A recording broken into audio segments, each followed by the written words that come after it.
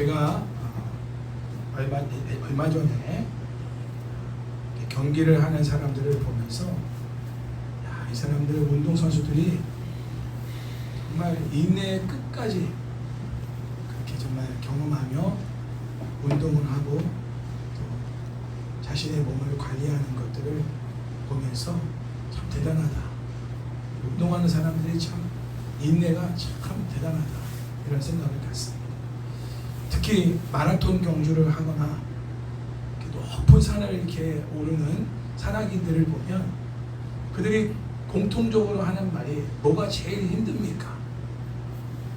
뭐가 제일 어렵습니까? 라고 이렇게 물어보면 어떤 강한 바람이나 뜨거운 햇살이나 눈보라가 아니라 내 스스로가 포기하고자 하는 마음이 드는 것.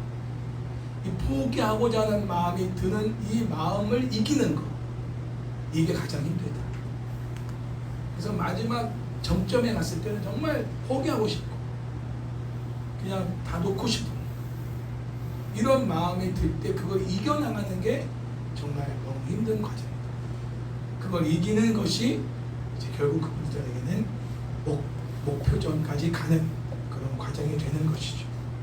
우리가 운동을 하든지 공부를 하든지 또 사역을 하든지 또 사업을 하든지 마지막까지 우리가 완주를 해서 마지막에 우리가 승리자로서 미소를 지을 수 있으려면 우리는 자신과의 싸움에서 반드시 이겨야 합니다. 그것도 포기하고 싶은 마음, 내려놓고 싶은 마음, 그런 마음이 들 때 그걸 이겨야 우리가 마지막 승리자가 될 수가 있다. 왜냐하면 우리의 신앙생활은 만만하지 않습니다. 우리가 예수님을 나의 구주와 주인으로 믿고 성령으로 거듭나서 두 증인의 사명을 감당하는 그리스도인으로 살아간다는 것은 만만한 삶이 아니에요. 왜냐하면 사탄이 가만두지 않습니다. 거듭나지 않은 사람들은 사탄이 건들지 않아요. 제가 여러 번 비유로 들었던 얘기들이지만 여러분 지금도 황저우 또 이 아시안 게임이 진행되고 있잖아요.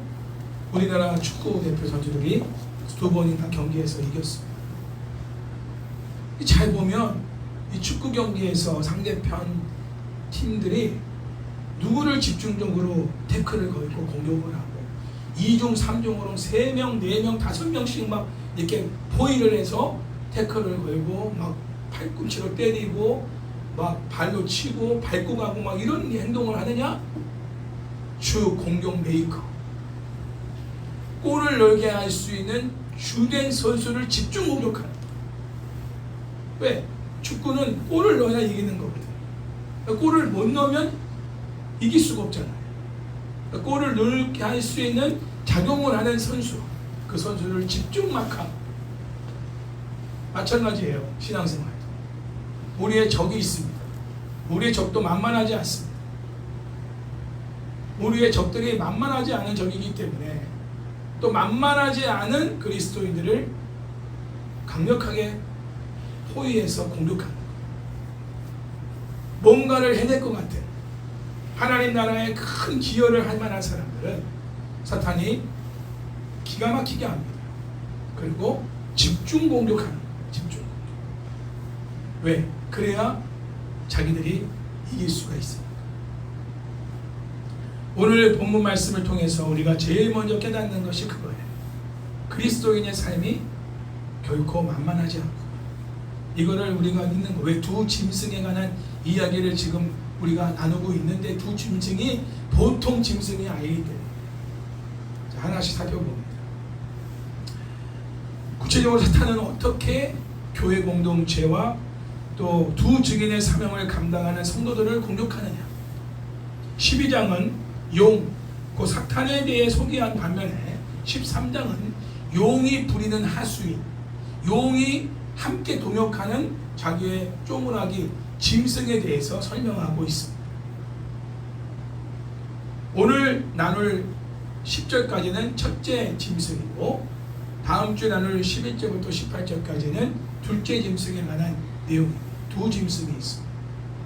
요것도 아주 사탄은 꼭 하나님이 하시는 일을 모방해서 따라해요. 왜? 지가 하나님 되고 싶으니까. 두 증인이잖아요. 우리 교회 공동체.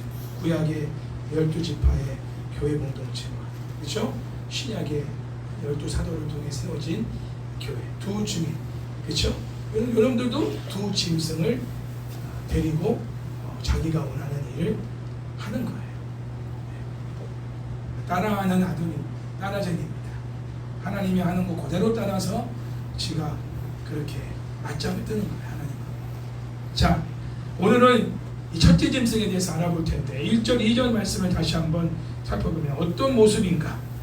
시작. 내가 보니 바다에서 한 짐승이 나오는데 뿔이 여유 머리가 7이라 그 뿔에는 10왕관이 있고 그 머리들에는 신성모독하는 이름들이 있더라. 내가 본 짐승은 표범과 비슷하고 그 발은 곰에 밝았고 그 입은 사자의 입 같은데 용이 자기의 능력과 보호자와 큰 권세를 그에게 주었더라.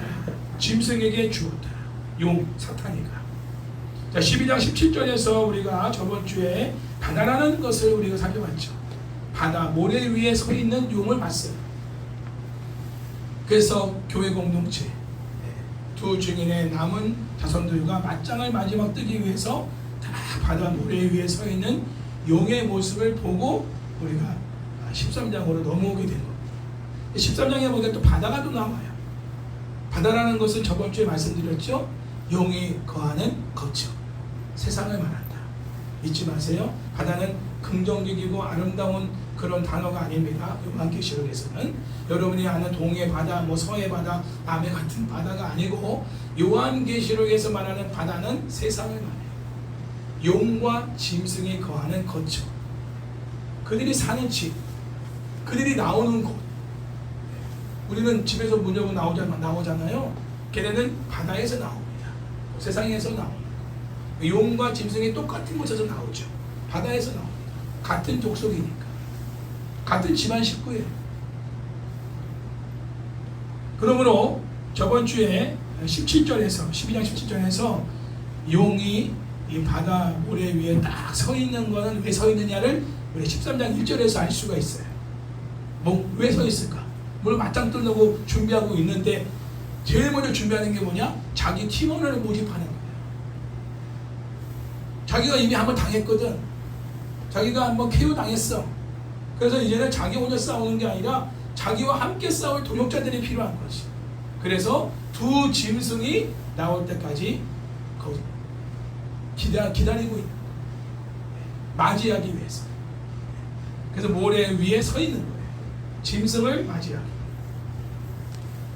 12장에서 우리는 이미 사탄이 여자의 아들인 예수님과 또 하나님이 부리시는 천사장 미가엘, 그리고 여자인 교회 공동체와의 싸움에서 패배하고 이제 여자의 남은 자손과의 최후의 결전을 준비하고 있다라고 설교했습니다. 자, 그래서 사탄도 이제 최후의 결전을 준비하기 위해서 함께 싸울 동역자를 지금 필요로 하고 있는 거예요. 실제적으로 13장에 나오는 두 짐승이 용과 마찬가지로 교회 공동체를 핍박하는 주체로 묘사되며 용이 여자를 공격하는 현장에 두 짐승도 함께 활동하고 있다는 사실을 우리에게 말하고 있는 겁니다. 사탄이 교회 공동체를 공격하는 그 현장에는 두 짐승도 함께 교회 공동체를 핍박하고 비방하고 모욕하는 일을 하고 있다. 두 짐승은 사람입니다. 사람. 다시 말씀드리겠죠.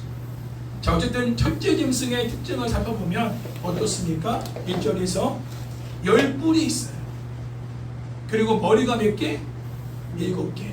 머리가 7개. 그리고 10뿔에는 10왕관이 있어요. 10왕관. 이거 딱 이거만 봐도 얼마나 큰 권세와 권위와 능력을 가진 자인지를 알 수 있다. 이제 뿔은 그런 어떤 능력을 상징하는 겁니다. 열이라는 수는 완전수입니다. 그 완전한 능력, 어마어마한 하나님과 버금갈 만한 어마어마한 능력을 가진 존재, 권세를 가진 그런 존재. 누가? 짐승이. 그 권세와 능력을 누가 줬다고요? 사탄이. 용이 그 권세를 짐승에게 부어준 거예요.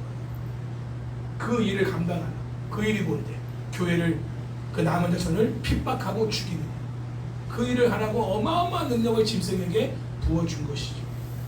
문선명에게 부어주고, 김정은에게 부어주는, 히틀러에게 부어주고, 푸틴에게 부어주고, 네로 황제에게 부어주고, 바로에게 부어주고.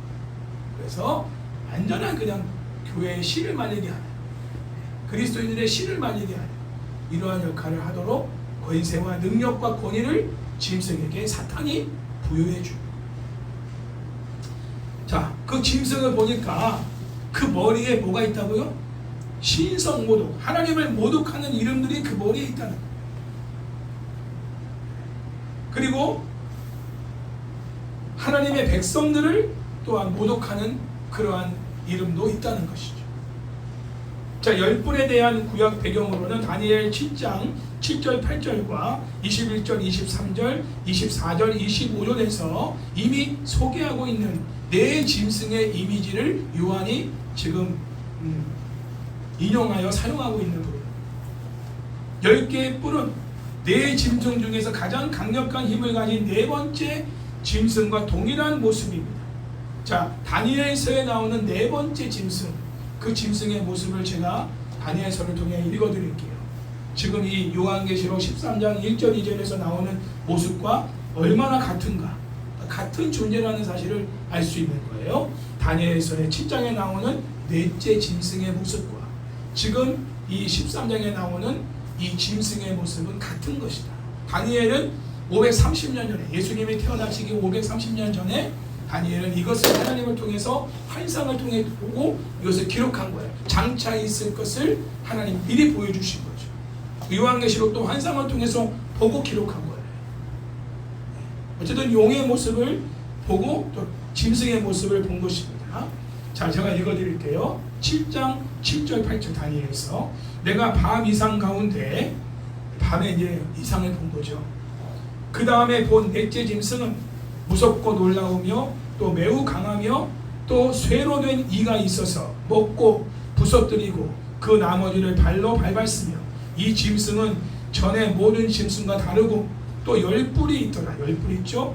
내가 그 뿔을 유심히 보는 중에 다른 작은 뿔이 그 사이에서 나타나 첫 번째 뿔 중에 셋이 그 앞에서 뿌리까지 뽑혔으며, 이 작은 뿔에는 사람의 눈과 같은 눈물이 있고 또 입이 큰 말을 하였더라. 이 작은 뿔은 안티오쿠스 4세를 말한다고 이미 말씀을 드렸습니다. 다니엘 당시에 유대인들을 핍박하고 이스라엘 백성들을 죽이는 역할을 했던 안티오쿠스 4세가 바로 이 작은 뿔이에요. 여기서 말하는.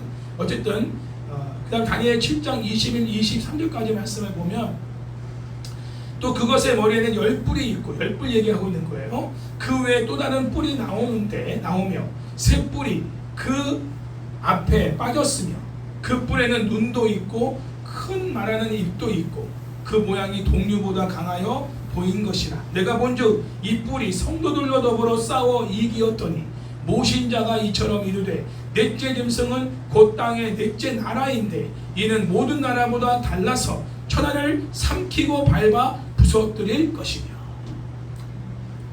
이게 어떤 그런 사탄 악마의 이의 모습이 아니라 사람과 왕과 나라의 모습으로 지금 설명하고 있다. 다니엘서에서도.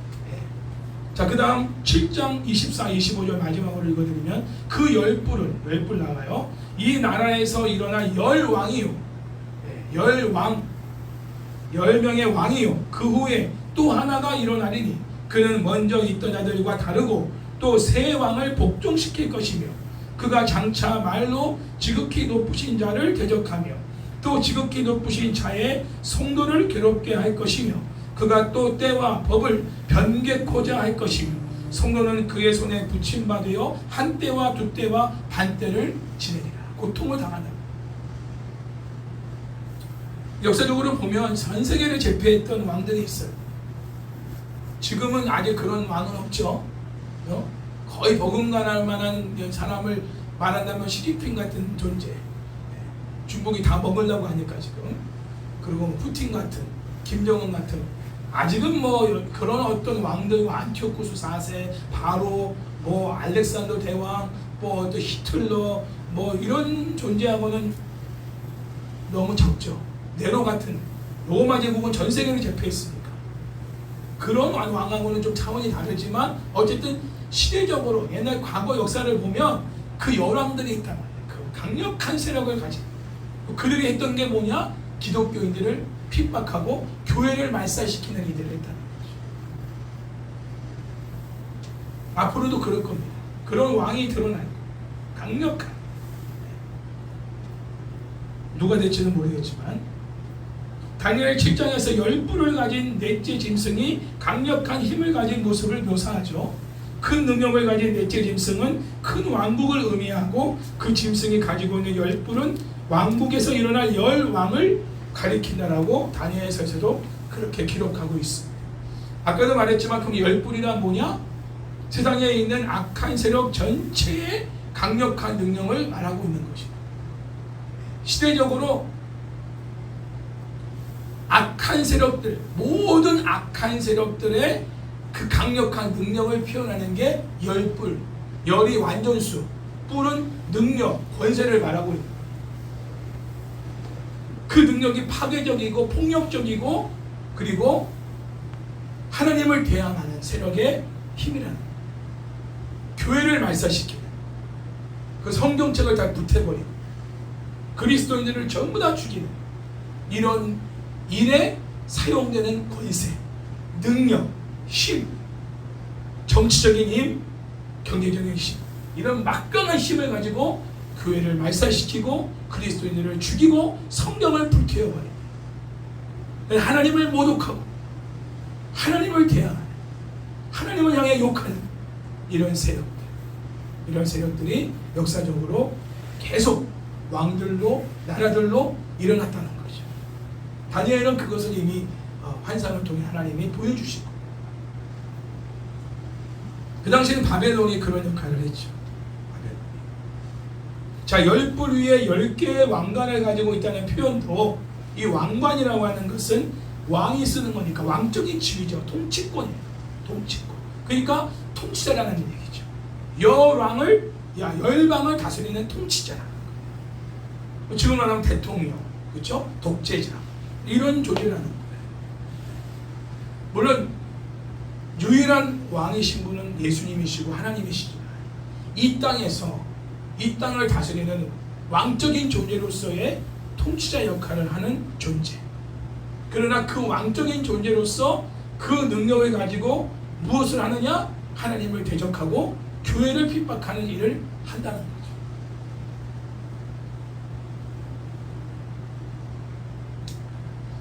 완전을 의미하는 저 7, 머리가 7이라는 이 숫자도 마찬가지입니다.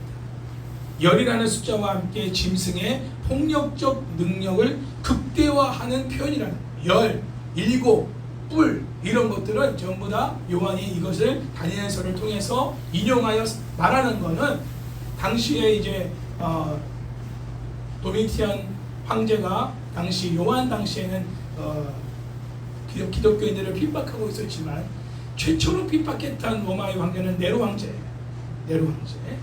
네로 황제를 빗대서 이제 나도 666이라는 게 나오죠. 마지막 다음 주에는 666이 나오는데 666이 네로라는 그 이름을 풀어 쓴 게 666입니다. 네로 이름을 풀면 666이 나와요.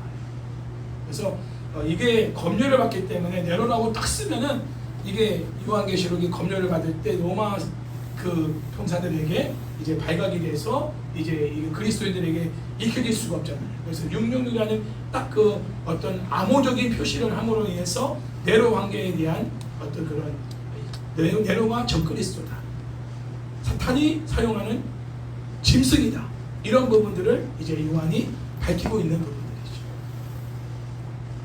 자, 그 모습은 또 어떻다고 그래요? 모습은 이전에 보니까 표범 같다. 그 발은 곰의 발과 같다. 그 입에는 사자의 입과 같다는 묘사를 하고 있습니다. 다니엘 7장 4절에서 7절에도 네 짐승을 묘사할 때 다니엘이 본 환상을 보면서 첫째 짐승은 사자 같고 둘째 짐승은 곰과 같고 셋째 짐승은 표범 같다라고 증거했어요. 다니엘서 7장 4절부터 7절에서. 그리고 지금 요한도 지금 13장 2절에서 이 짐승, 첫째 짐승의 모습을 표범 같다. 전체적으로 보면 표범 같다. 그리고 곰의 발 같고 그리고 사자의 입 것 같다. 자, 곰의 발과 사자의 입은 어떤 특징이 있어요? 곰에게 있어서 가장 강력한 무기가 뭐예요? 발의 발톱. 곰의 발톱에 찍히면 살아남는 사람이 없어요. 사자는 뭐예요? 사자의 이에 물리면 빠져나올 수가 없어요.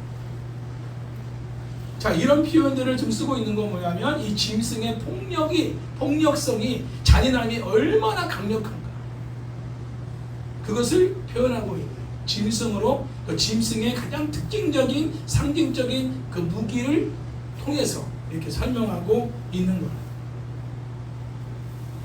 사탄은 교회 공동체를 상징하는 여자 혹은 여자의 남은 자손을 대적하기 위해서 첫째 짐승을 불러내는데 그리고 첫째 짐승에게 능력을 제공하는데 이는 결국 교회 공동체를 핍박하는 로마 제국과 로마 황제의 배후에 사탄이 활동하고 있다는 것을 지금 드러내고 있는 요한의 중심이 보여지는 거죠. 그러니까 지금 그 당시 도미티안 황제는 사탄이 부리는 짐승이다. 그리고 기독교인들을 최초로 핍박했던 로마의 황제인 네로도 사탄이 사용하는 짐승이다. 이것을 지금 요한이 지금 표현하고 있는 거예요. 소아시아 7교회 성도들에게 그것을 알려주고 있는 거예요. 그리고 이 시대도 마찬가지. 그래서 사탄은 하늘로부터 쫓겨났음에도 불구하고 여전히 자신의 능력과 권세를 짐승인 로마 제국과 로마 황제에게 공유할 수 있는 힘이 남아있다는 것을 또 알려주는 거예요. 완전히 그 힘이 없어진 게 아니라 그전에는 정말 얼마나 어마어마한 권세와 능력을 사탄이 가지고 있었는가를 알 수 있죠. 하늘에서 쫓겨났는데도 불구하고 이렇게 힘을 공유할 것이 있다니. 그러니까 욥기서를 보면 욥을 참소하는 이러한 역할이 엄청나잖아요.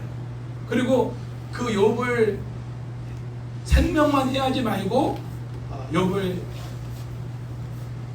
핍박하고 공동을 당하는 이런 일들에 하나님이 사탄에게 그거를 맡기잖아요. 근데 욥이 당한 일이 얼마나 정말 어마어마한 일입니까? 그렇죠? 자연을 동원하고 그 사람을 아들들을 다 죽여버리고 그리고 뭐 밭에 있는 모든 뭐 소떼, 양떼, 뭐 밭에 있는 식물들 전부 다 그냥 싸그리 다 없어져 버리게 하고 그리고 이방의 나라의 어떤 그 군인들을 동원해서 그거를 다 초토화시켜버리는 하여튼 모든 것을 다 그 동원해서 악을 행할 수 있는 존재가 사탄인 거예요. 하나님이 그 사탄에게 그 권세를 부여하신 거죠. 그러나 쫓겨났단 말이에요. 쫓겨났는데 아직도 그 힘이 남아있다는 거죠. 그걸 짐승에게 부여하고 있는 거예요. 그러나 그 힘에는 한계가 있다는 거예요. 하나님의 뜻을 온전히 따르고 이루는 것이 예수님의 지상 사역의 최대의 목적인 것처럼 첫째 짐승도 용인 사탄의 뜻을 이루는 것이 지상 최대의 목적이죠.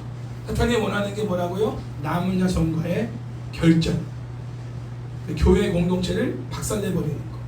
사탄이 원하는 지상의 목적이에요. 그래서 사탄을 숭배하는 사람들은 공통적으로 목표가 뭐냐? 교회의 말살입니다. 그리스도인들을 죽이는 것. 그래서 사탄을 숭배하는 사람들이 운영하는 기업이나 또 그런 어떤 나라의 어떤 그런 독재자들을 보면 최종적인 목적은 교회를 핍박하고 교회를 말살하는 거예요. 그래서 공산주의가 왜 무서웠냐면 공산주의의 목적은 세계 공산화가 아니에요. 세계를 공산화시키는 게 공산주의의 목적이 아니에요. 이 땅에서 교회를 말살시키고 성령을 불태버리고 그리고 기독교인들을 다 잡아 죽이는 거. 이게 공산주의자들의 최종적인 목표입니다. 그래서 우리나라가 빨갱이 국가가 되면 그런 일이 일어나는 거예요. 유교사변이 일어난 날이 언제예요? 주일이란 말이에요. 주일 새벽. 주일날 하나님을 예배하는 날에 사탄이 이 남한을 쳐들어오게 만든 거예요. 김일성을 통해서. 그 와가지고 뭐 했어요? 교회부터 불 지르고 죽이는 걸 기독교인들이잖아요. 지금도 마찬가지예요. 공산주의, 사회주의의 최종적인 목적은 기독교인들의 말살입니다.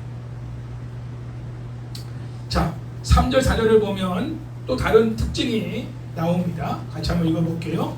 그의 머리 하나가 상하여 죽게 된 것 같더니 그 죽게 되었던 상처가 나음에 온 땅이 놀랍게 여겨 짐승을 따르고 용이 짐승에게 권세를 주므로 용에게 경배하며 짐승에게 경배하여 이르되 누가 이 짐승과 같으냐 누가 능히 이와 더불어 싸우리요 하더라.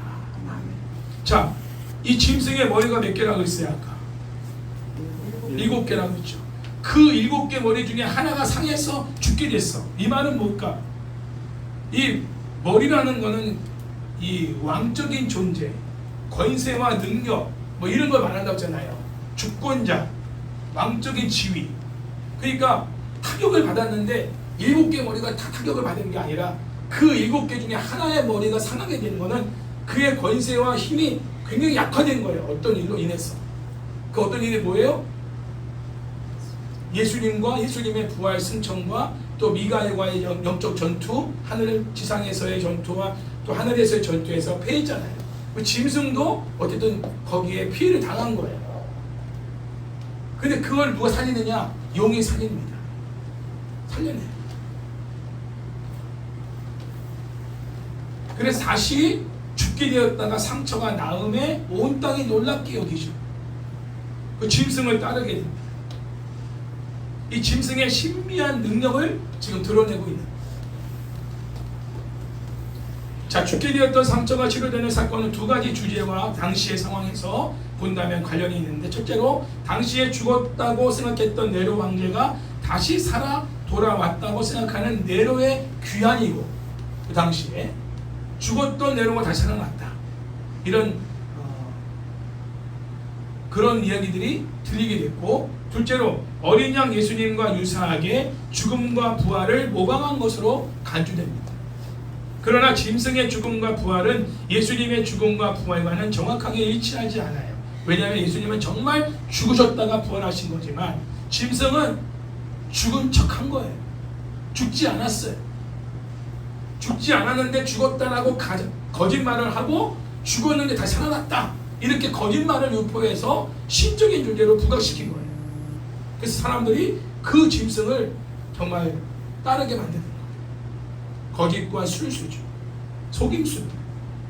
예수님을 모방하는 이 짐승은 거짓과 속임수를 통해 자기를 추종하는 세력들이 자기를 따르게 만드는 데 작용하고 있는 것입니다. 실제로 짐승의 이러한 신비한 능력으로 땅에 사는 모든 사람들이 놀랍게 여기며 짐승을 따르고 어떻게 해요? 경배하죠. 예배합니다. 예수님을 따르는 자들에게 구원과 사랑을 베푸시는 어린 양 예수님의 능력과는 달리 짐승은 어린 양 예수님의 버금갈 만한 신비한 능력을 통해서 성도들을 포악하고 잔인하게 핍박한다. 요한계시록에서는 네로 황제를 성도를 핍박하는 로마 제국 황제를 대표하는 통치자로 설정하여서 그의 폭력성을 폭로하고 있습니다. 네로 황제의 폭력성을 다니엘 7장에 네 짐승을 배경 삼아 상징적으로 이미지화하여 짐승을 묘사하기 위한 모델로 사용하고 있는 거예요. 자, 그런데 아까도 말했지만 요한이 당시에 있을 소아시아 7교회가 핍박을 받았던 그 상황에서의 황제는 도미티안 황제였단 말이에요. 근데 왜 네로 황제를, 이미 죽은 그 네로 황제를 소환시키고 있는 것일까? 도미티안 황제라고 얘기를 해야 되는데 왜 네로 황제를 소환시키고 있느냐면, 그것은 소아시아 7교회 성도들이 볼 때에 네로 황제가 기독교를 공식적으로 잔인하게 박해한 최초의 황제로서 로마 제국의 황제들을 대표할 수 있는 인물이기 때문에 그렇습니다.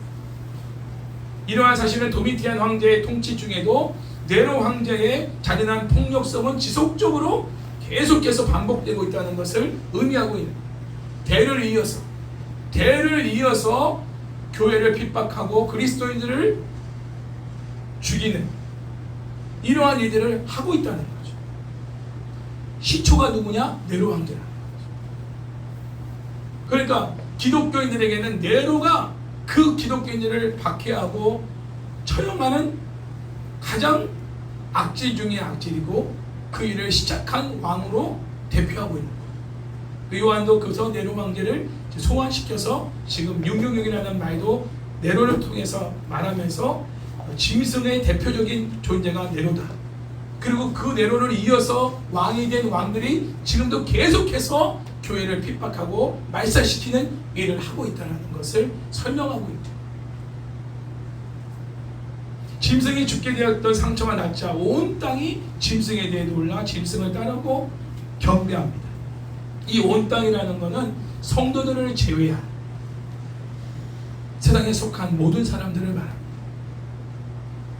죽을 것 같았던 상태에서 다시 살아난 짐승에 대한 경이로움으로 짐승을 숭배하지만 이러한 행위는 진리가 아닌 거짓에 미혹된 것이죠.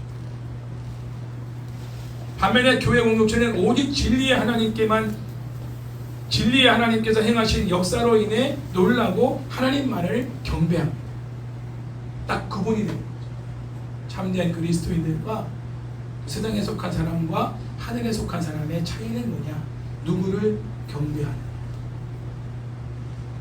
또 우리가 추석에도 누구를 경배해야 되느냐. 아무리 제사를 지내고 다 오늘 그 얘기 나옵니다. 제사를 왜 지내면 안 되는가? 그 뒤에 누가 경배를 받냐면 귀신이 아니에요.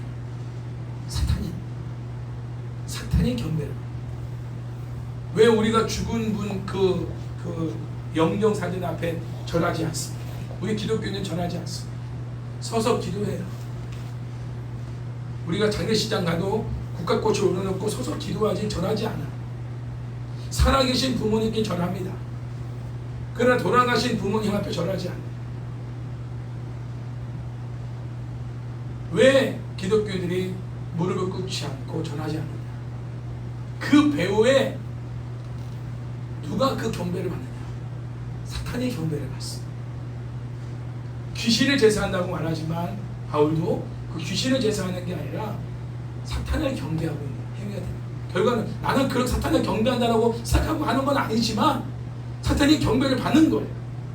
그러므로 그것을 아는 이상 우리는 하나님께만 우리는 경배를 해야 될 대상이기 때문에 철저히 구별합니다. 저희 어머니도 시집 오실 때 그 집안 어른들이 전부 다 그 조상신들 앞에 제사상을 차려놓고 절하라고 시킵니다. 안 했어. 그 아버지도 하지 못하게 막았어요. 그때부터 시집살이가 시작됩니다. 눈에 가시처럼 꽂힙니다. 나는 하나님께만 나는 경배합니다. 그때부터 이제 핍박과 고난이 이제 평생 동안 진행이 된 거예요. 이 제사의 문제는 사탄의 경배를 받기 때문에 우리는 누구에게만 경배하느냐? 하나님께만 경배. 그래서 우리는 제사를 드릴 때 우리는 하나님을 향하여 예배를 드리는 시간을 가져야 한다. 이건 타협해서는 안 되는 문제입니다. 천주교에서는 다 제사 드리게 하죠. 그 사람들은 코에 거면 코골이고 귀에 거면 귀골이에요. 진리는 변하지 않고 타협이 안 되는 것입니다.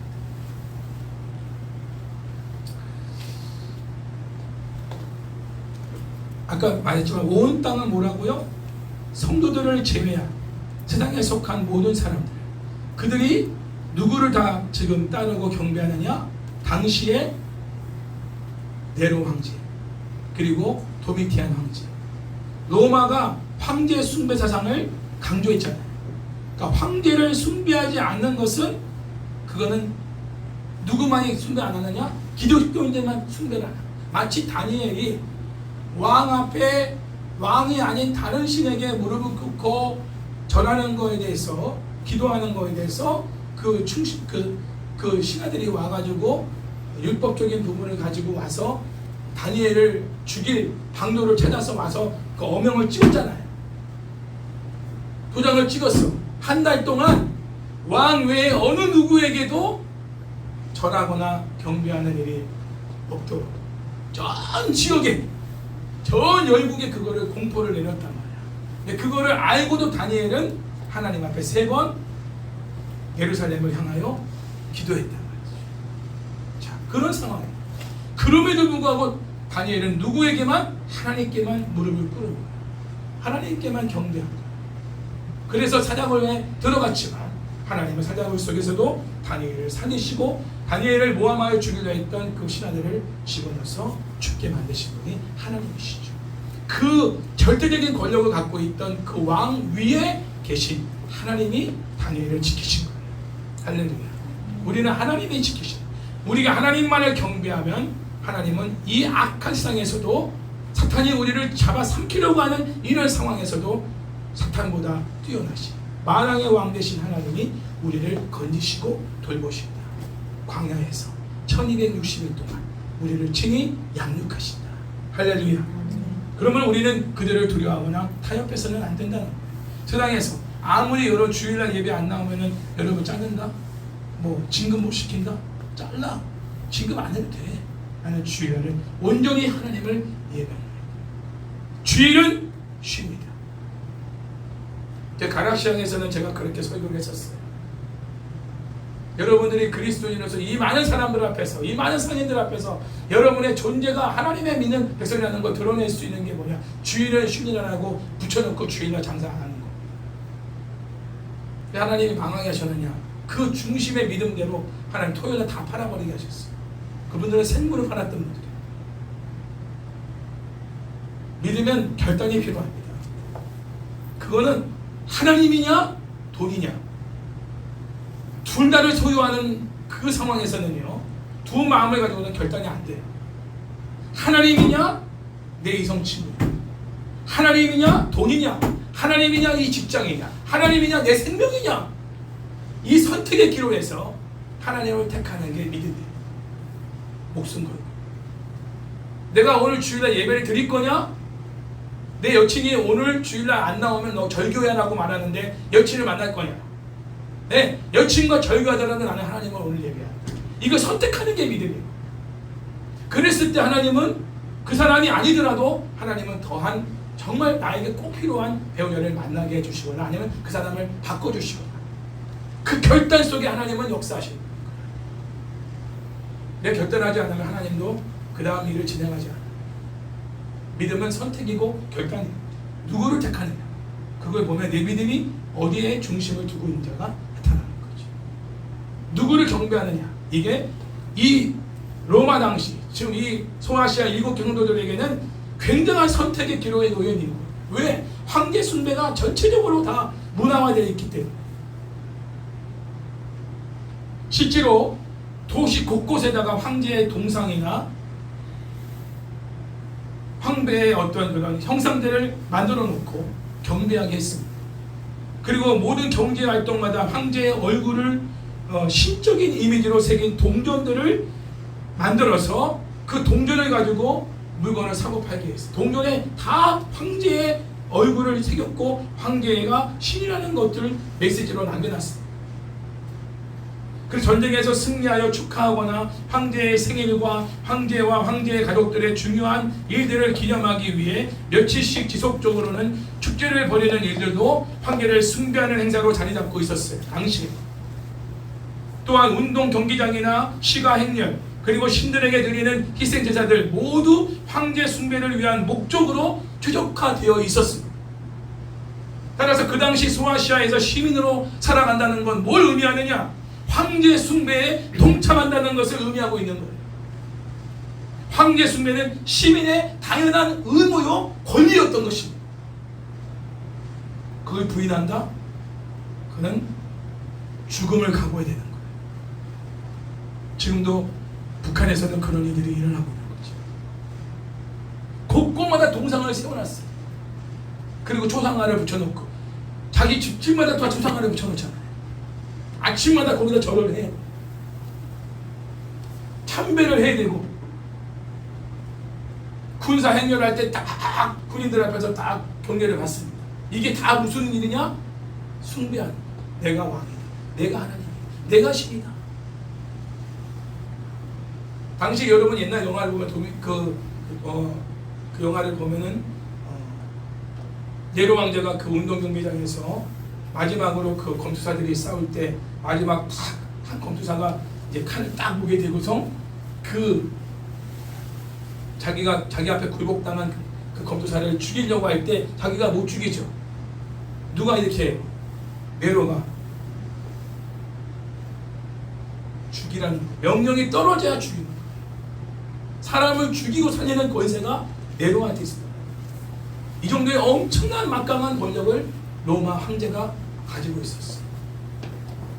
왜? 로마 황제가 하나님이니까. 생명을 살리고 죽이는 건 하나님만이 할 수 있는 거. 그게 바로 짐승입니다. 이러한 사실은 이미 요한계시록 2장 3장에서 소아시아 7교회가 위치한 7도시에 정도의 차이는 있지만 황제 숭배를 위한 기반 시설이 경쟁적으로 갖춰져 있다는 사실을 이미 저는 여러분들에게 설교했죠. 그렇죠? 버가마 지역이나 빌라델피아 지역이나 모든 지역마다 황제를 숭배하기 위한 쟁탈전이 벌어진 거예요. 그래서 황제 숭배를 하는 요충지로 그 도시가 지정을 받는다는 것은 영광이고 축복인 거예요. 뭐 서울특별시, 광역시 이런 것보다 더 큰 축복입니다. 황제 숭배를 정말 추구하는 대표적인 지역, 버가모 지역. 딱 만약에 그렇게 세팅이 되면 그 사람들에게 그게 굉장한 영광이고 자부심이었던 거예요. 그래서 모든 시민들이 아주 경쟁적으로 황제 숭배를 위한 일들을 도모했던 거예요. 신전을 짓고 뭐 황제 동상을 만들어내고 더 높이 올리는 거예요. 다른 지역보다 막 서로 경쟁하는 거예요. 그래서 황제가 너희가 진짜 충성스럽구나. 너희 시민들이 가장 충성스럽다고 가사를 내리면 그걸 영광으로 여기는. 이게 당시에 로마가 세계를 제패했다. 그게 세계를 제패하니까 세계 곳곳에 로마 황제의 형상과 이 우상 숭배의 행동들이 온 세계에 있었던 것이죠. 다음 4절에서는 용과 짐승과의 관계를 소개하고 있는데 사람들이 용에게 경배한다는 이유는 용이 큰 권세를 짐승에게 주었기 때문입니다. 짐승은 용의 대리인 역할을 감당하고 있으며 예수님의 역할을 모방하고 있죠. 용에 대한 경배는 짐승에 대한 경배로 이어진다고 말씀드렸습니다. 세상에 속한 사람들이 누가 이 짐승과 같으냐, 누가 능히 이와 더불어 싸우리오라고 짐승을 높여 찬양하는 내용은 출애굽기 15장 11절에서 하나님을 찬양한 내용을 패러디한 것으로 볼 수가 있습니다. 제가 읽어드릴게요. 여호와여 신중에 주와 같은 자가 누구이니까 주와 같이 거룩함으로 영광스러우며 찬송할 만한 위엄이 있으며 기이한 일을 행하는 자가 누구니까. 이게 출애굽기 15장 11절 말씀. 자, 그러므로 세상 사람들이 누가 이 짐승과 같으냐, 누가 능히 이와 더불어 싸우리라는 이러한 찬양의 내용은 짐승인 로마 황제에게 드릴 것이 아니라 오직 하나님께만 표현해야 될 찬송의 내용인 것입니다. 이 찬송의 내용을 누구한테 올리고 있는 거예요? 로마 황제한테, 짐승에게 올리고 있는 거예요. 이게 바로 신성모독인 것입니다.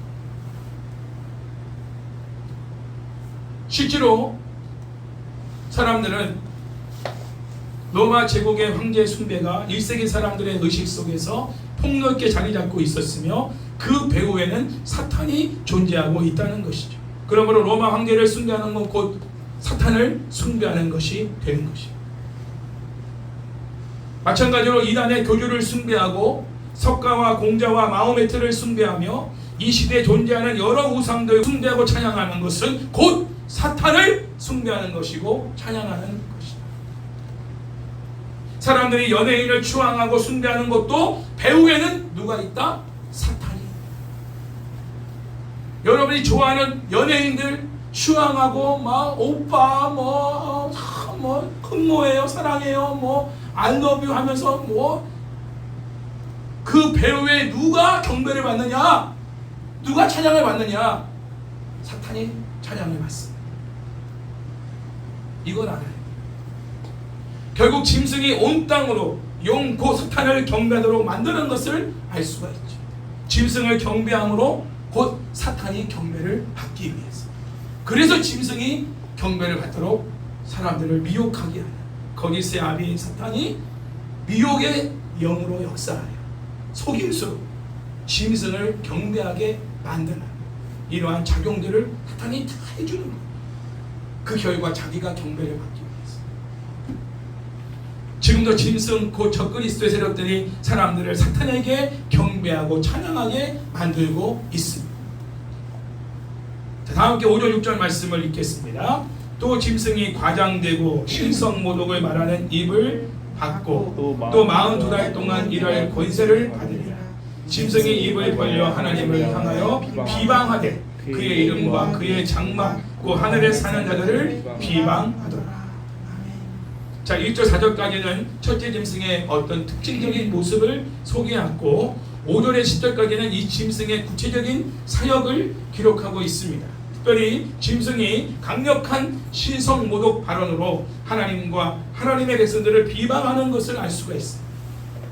첫째 짐승은 과장되고라고 표현되어 있는데 이게 원어의 뜻으로는 교만하고라는 뜻입니다. 과장되다. 그러니까 여러분들이 뭐 과장되게 말하는 거는 그 자체가 교만함. 부풀려 말하는 거. 이 교만이라는 말의 원뜻이 보면 부풀려 말하다, 과장되게 말하다, 이런 뜻이거든요. 그러니까 우리가 있는 그대로 말하지 않고 뭔가 부풀려서 말한다는 자체는 이미 내 안에 교만이 있다. 아시겠죠? 교만이 뭔지 부풀리고 과장되게 설명하는 모든 것. 그 신성모독을 말하는 입을 받았다라고 말합니다. 자, 이 문구에서 1절에서 짐승이 가지고 있는 7머리에 뭐가 있다고 그랬어요? 신성모독하는 이름들을 가지고 있다는 모습과 밀접한 관계를 가지고 있죠. 차이점이 있다면 1절에서는 짐승의 7머리에 신성모독의 이름이 있고 신성모독이 단수로 사용된 반면에 지금 5절에서는 신성모독들이라는 복수로 사용되고 있다는 것이 차이점이에요. 자, 적그리스도인 짐승은 시각적으로 청각적으로 모든 것을 동원해서 하나님을 모독하는 행위에 집중하고 있다는 거예요. 이단들들 보십시오. 전부 다 하나님을 모독하고 십자가를 다 띄워버리잖아요. 물론 십자가가 우상이 아니라 예수님의 십자가의 죽음을 의미하고 있잖아요. 이것도 예수님을 모독하는 겁니다. 그 이미 있는 교회당을 인수해가지고 지네가 쓰잖아요. 이것도 하나님을 모독하는 거예요. 그러니까 아무리 돈이 궁해도 일반 교회들이 이단들한테 건물을 팔아 넘겨서는 안 되는 거예요. 영국에 있는 교회당이 술집으로 변했어. 빠치코가 돼버렸어. 이거 하나님을 다 모독하는 거예요. 우리가 주일날 일하고 주일날 하나님께 예배하지 않는 것도 우리가 일하는 그 자리에 나가는 자체가 하나님을 모독하는 거예요. 아시겠어요? 그 사람들이 우리가 그리스도에 있는 걸 알아요.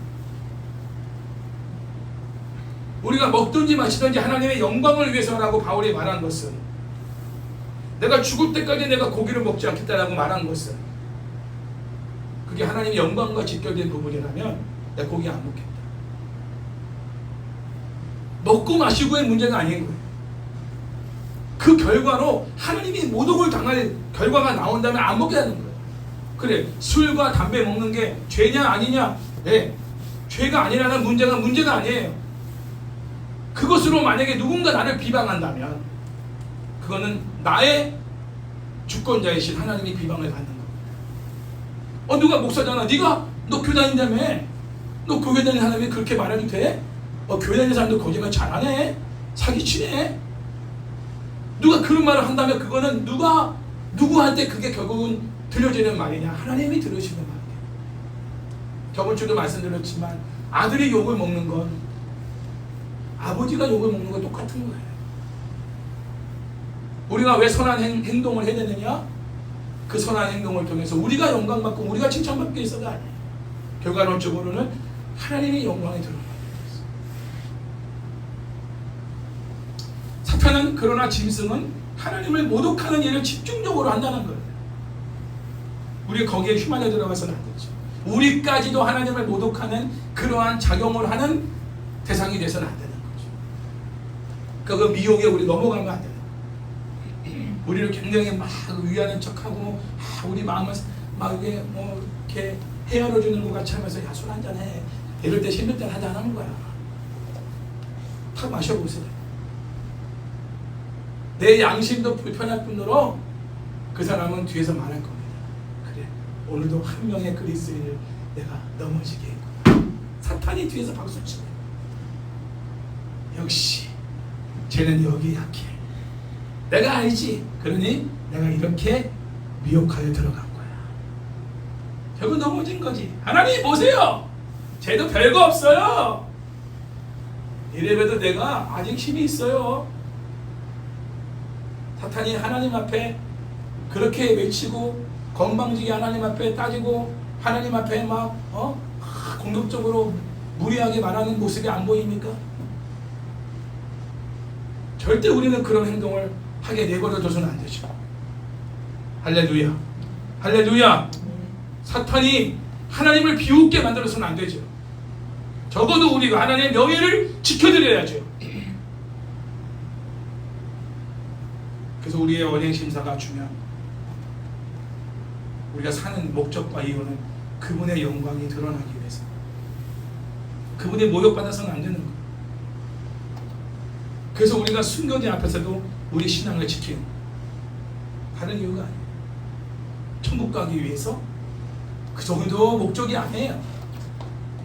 하나님의 영광을 우리가 지키기, 그분의 명예를 지키기, 그 정도의 하나님과의 나의 관계가 되어야 진짜 내가 하나님을 사랑하고 믿는다라고 말할 수가 있는 거죠. 복 받기 위해서 하나님 믿고 천국 가기 위해서 내가 예수님 믿는 그 정도의 수준이 아니에요. 자, 첫째 짐승의 활동 기간은 42달이라고 했죠. 42달은 말씀드렸습니다. 예수님의 초림과 재림 사이의 기간을 말한다고 했어요. 1260일, 한때와 두때, 반때, 그리고 3년 반, 다 똑같은 말이라고 했습니다. 자, 이러한 짐승의 활동은 다니엘 7장 25절에서 넷째 짐승이 한때, 두때, 반때 동안 하나님 나라와 그 백성들을 핍박하는 행위를 그 배경으로 하죠. 아까 이거 들었죠? 다니엘 7장 25절에 그 내용이 있잖아요. 다니엘 7장 25절의 핍박의 주체는 안티오코스 4세이고 그 대상은 하나님의 백성인 이스라엘 백성들을 말하고 있는 것입니다. 그러나 이러한 짐승의 활동은 하나님의 통제하에 있다는 거예요. 하나님의 주권 아래서 제한적인 권세만 주어진 것이죠. 그래서 42달 동안만 활동할 수 있도록 하나님께 허락을 받은 거예요. 그러므로 아무리 강력한 능력과 권세를 가지고 하나님을 신성 모독하는 행위를 할지라도 정해진 기간이 지나면 그들은 결국 최종적인 하나님의 심판을 받게 된다는 것입니다. 지금도 하나님과 하나님의 백성들을 대적하는 자들을 말과 입과 혀로 공격하고 있습니다. 시편 5편 9절에서 원수들의 활동을 이렇게 표현하고 있어요. 그들의 입에 신실함이 없고 그들의 심중이 심히 악하며 그들의 목구멍은 열린 무덤 같고 그들의 혀로는 아첨하나이다. 이게 악인들의 특징이에요. 사탄의 종들의 특징이에요. 기억하세요. 여러분 주변에 그런 사람들이 있다면 이 사람은 나를 공격하기 위해서 사탄이 나에게 접근하게 한 짐승의 하수인입니다. 멀리 하셔야 돼요. 그들이 뭐라 말하는데 거기에 여러분이 미혹당하고 넘어가면 안 돼요. 자, 6절에서 보면 그의 이름과 그의 장막, 그 하늘에 사는 자들이라고 표현하고 있는데 그의 장막은 출애굽 이후에 광야 생활 가운데 하나님이 처소로 사용한 장막, 성막을 연상케 하지만 이 그의 장막과 하늘에 사는 자들은 모두 다 교회 공동체를 의미하고 있는 말입니다. 이러한 단어를 사용하는 것은 성도들이 하나님의 거처인 하늘에 거하고 있고 하나님은 성도들을 거처 삼아 우리와 함께 거하고 계시다는 상호 관계를 표현하고 있는 내용입니다. 우리는 하늘에 거하고 있고 하나님은 우리 안에 거하고 계십니다. 자, 이런 관계가 하나님과 우리와의 관계라는 것. 그렇다면 짐승이 그의 장막을 모독하는 것은 교회 공동체를 모독하는 것을 의미하고 있는 거죠. 짐승은 하나님과 하나님의 백성들을 모독하고 비방함으로 대적하고 공격한다는 것을 잊지 마세요.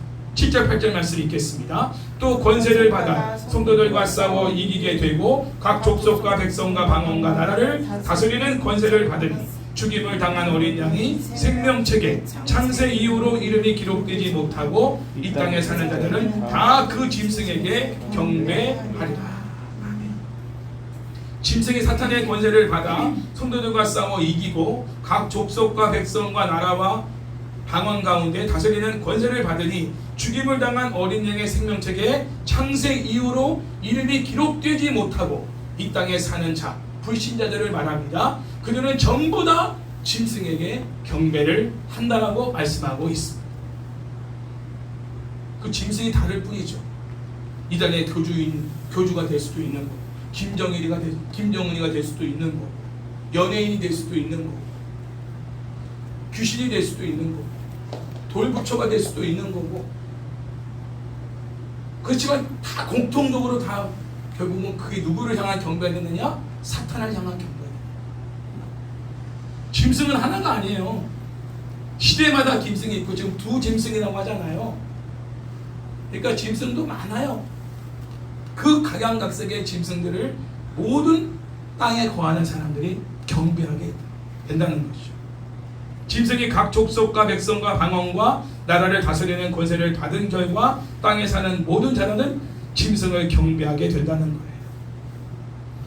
땅에 사는 사람들이 짐승을 경배하는 건 당연한 것이죠. 왜냐하면 그들은 사탄, 곧 짐승, 적그리스도에게 속한 사람들이기 때문입니다. 각이라는 말이 사용된 것은 하나도 예외 없이 짐승을 경배한다 라는 것을 표현하는 내용입니다. 이는 1세기 당시 로마 황제 숭배가 각 족속과 백성과 방언과 나라 가운데 시행되었음을 의미하고도 있어요. 로마가 전 세계를 제패했을 때 전 세계의 로마 황제 숭배가 시행됐기 때문에 죽임을 당한 어린 양의 생명책의 창세 이후로 이름이 기록된 사람들은 진리를 위해 죽기까지 고난을 견디며 짐승을 경배하기를 거부하고 하나님만을 섬기는 사람들을 의미합니다. 이들은 교회 마당만 밟고 자기 유익과 필요를 위해 예수님을 이용하는 사람들이 아닙니다. 세상이 창조된 이후로 죽임을 당한 어린 양 예수님의 생명책에 기록된 하나님의 친백성들은 어린 양 대신 예수님의 죽음으로 주어진 생명에 동참하여 어떠한 짐승의 핍박에도 짐승에게 경배하지 않고 죽음을 무릅쓰고 하나님만을 경배하는 사람들, 그들이 생명책에 기록된 사람들입니다. 교회만 다니는 사람들이 다 생명책에 기록된 사람들이 아니에요. 세례받은 사람들이 다 생명책에 기록된 사람들이 아니에요. 어떤 짐승에게도 경배하지 않고 오직 하나님만을 경배하는 사람, 그들이 어린 양 생명책에 기록된 친백성 특징입니다. 그에나 다니엘과 그 세 친구들, 그들이 진짜 친백성들입니다. 지금도 북한에서는 경배하지 않고 오직 하나님만을 경배하는 하나님의 친백성들은 하나님을 예배하다 발각되고 성경을 읽다가 발각되어 정치범 수용소에 갇혀 갖은 고문과 중노동과 생체 실험으로 고통을 당하고 공개 처형을 당하는 가운데도 예수님을 부인하지 않고 하나님만을 주권자로 인정하며 하나님만을 경배하고 있습니다. 그러나 죽임당하신 어린 양 예수님의 생명책에 기록되지 않은 사람들은 결국 배도하게 된 것입니다. 이게 요한계시록이 말하는 또 하나의 질, 배도하게 된다. 하나님을 떠난다. 자, 9절 10절 마지막 말씀 시작. 누구든지 귀가 있거든 들을지어다. 사로잡힌 자는 사로잡혀 갈 것이요 칼에 죽을 자는 마땅히 칼에 죽을 것이니 성도들의 인내와 믿음이 여기 있느니라. 자, 9절 10절은 1절에 8절까지 나오는 첫째 짐승에 대한 결론적인 내용이에요. 누구든지 귀가 있거든 들을지어다. 익숙한 말이죠. 네. 소아시아 이곡교회 찾아오실 때 주님이 귀 있는 자는 들을지어다 이 말씀을 꼭 하셨어요. 자, 여기 보면 사로잡힐 자와 칼에 죽을 자가 나오는데 이들은 다 성도들을 의미합니다. 성도들에게 이러한 권면을 하고 있는 것은 하나님의 주권 앞에 그것이 투옥과 죽음의 길일지라도 의연하게 순종하는 마음으로 그 고난의 상황을 수용하는 것이 필요하다. 이것을 성도들에게 지금 권면하고 있는 거예요. 의연하게 그 고난을 받아들여라. 그것을 요한이 지금 소아시아 7개 성도들에게 지금 증거하고 있는 거예요. 이 말씀에 대한 구약 배경이 있어요. 에레미야 15장 2절과 에레미야 43장 11절 말씀 제가 읽어봅니다. 그들이 만일 네게 말하기를 우리가 어디로 나아가리요 하거든 너는 그들에게 이르기를 여호와의 말씀에 사망할 자는 사망으로 나아가고 칼을 받은 자는 칼로 나아가고 기근을 당할 자는 기근으로 나아가고 포로될 자는 포로됨으로 나아갈지니라 하셨다 하라. 피해가는 게 아니라 나아가라는 거예요. 기근 가운데 당할 자는 기근으로 나아가라. 당당하게 나아가라. 의연하게 나아가라 이거예요. 칼에 죽임당할 자는 칼에 죽임당하는 자리에 당당하게 나아가라 이거예요. 하나님의 명령입니다. 그가 와서 애굽 땅을 치고 죽일 자는 죽이고 사로잡을 자는 사로잡고 칼로 칠 자는 칼로 칠 것이다. 물론 이 말씀은 이 인용된 예레미야 말씀은 불순종한 이스라엘이 하나님으로부터 심판을 받아 바벨론의 포로로 잡혀가 고난을 당하게 될 것에 대한 기록입니다. 이 본문은 예레미야의 중보기도에도 불구하고 모세나 사무엘의 경우와는 달리 이스라엘을 심판하시겠다는 하나님의 강한 의지를 꺾지 않으십니다. 단호한 뜻을 지금 내비치시는 내용이에요.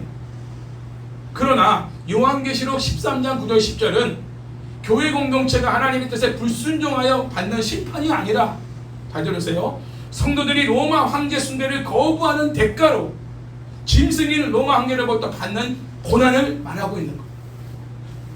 사실 예레미야에서는 불순종한 이스라엘 가운데 존재하던 신실한 남은 사람들이 있죠.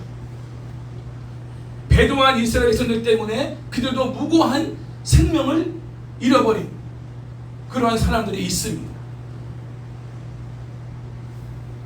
바로 요한은 이 남은 자들이 받는 피할 수 없는 이 고난의 정당성을 교회 공동체가 짐승 때문에 필연종을 당하는 고난과 연결시키고 있는 거예요.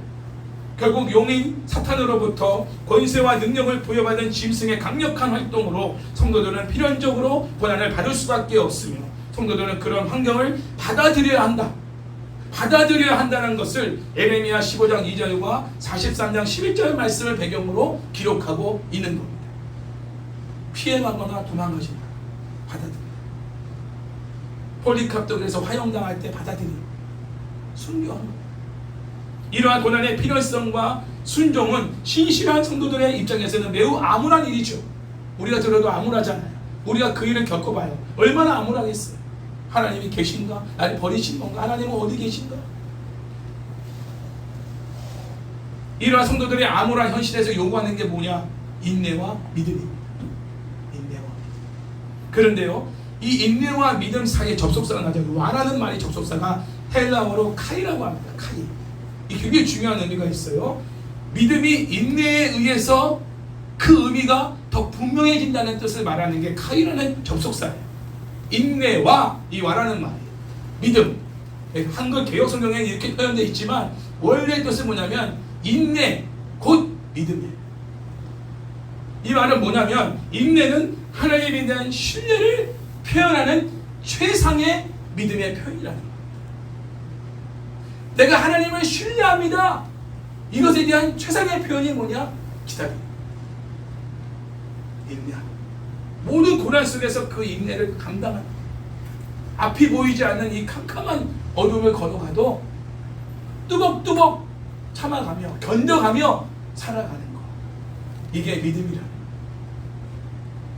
제가 신앙생활을 하며 목회를 해보니까요, 하나님이 마지막 인내를 온전히 이루라. 야고보 1장 3절에도 그 말씀이 나오지만 인내를 온전히 이루는 그 부분에 있어서 마지막 최종적인 이 구비된 믿음이 뭔가를 보더니 어떤 상황에서도 하나님의 때를 기다릴 줄 아는 믿음, 그리고 이 상황을 믿음으로 받아들일 수 있는, 순종으로 받아들일 수 있는 믿음, 거기까지 이르렀을 때 하나님의 이 연단의 과정이 끝나는 거라는 걸 볼 수 있어요. 아브라함도 그 믿음을 통과했어요. 요셉도 통과했고 다윗도 통과했어요. 믿음의 모든 선배들이 통과했던 그 연단의 과정들을 보면 기다림의 연속이었어요. 정성의 믿음에 이르게 하시는 것. 그래서 온 우주를 통치하는 신실한 하나님은 인내를 통해 신실한 하나님에 대한 믿음을 가진 신실한 성도들을 위해서 그들을 핍박하는 대적자들을 향해 반드시 보응하신다. 그리고 신실한 성도들에게는 새 창조의 축복, 거듭남의 축복, 그리고 새 하늘과 새 땅이라는 축복을 예비해 주신다. 인내와 믿음을 가지라는 요구는 이러한 희망 때문이 아닙니다. 이미 예수님의 죽음과 부활과 승천으로 인해서 쟁취하신 승리에 대한 확신이 있기 때문인 거죠. 자, 오늘 말씀을 정리합니다. 최종적인 이제 영적인 싸움이 남아있는데 그 영적인 싸움을 이길 수 있는 무기는 뭐냐? 인내와 믿음이에요. 하나님이 우리를 왜 이 광야 같은 인생길에서 우리 믿음을 연단시키는 시련의 과정들을 통과하시느냐? 풀물불 속에 왜 우리를 집어넣고 우리를 연단하여 정금 같은 믿음으로 우리를 만드시는 이유, 인내의 믿음으로 우리를 만드시는 이유가 뭐냐? 마지막 영적 전투에서 이길 수 있는 것은 인내밖에 없기 때문에. 왜냐하면 사탄의 공격은 이 말로 하는 공격입니다. 모욕과 비방과 저주, 이거를 참아내고 견뎌내야만, 같이 화내고 같이 싸우고 같이 막 욕하고 그러면 우리가 지는 거예요. 이걸 견뎌낼 수 있는 인내의 믿음만이 승리할 수 있는 거예요. 그 믿음으로 세워져서 최종적인 승리를 거두는 우리 모두가 되기를 주의 이름으로 축원합니다.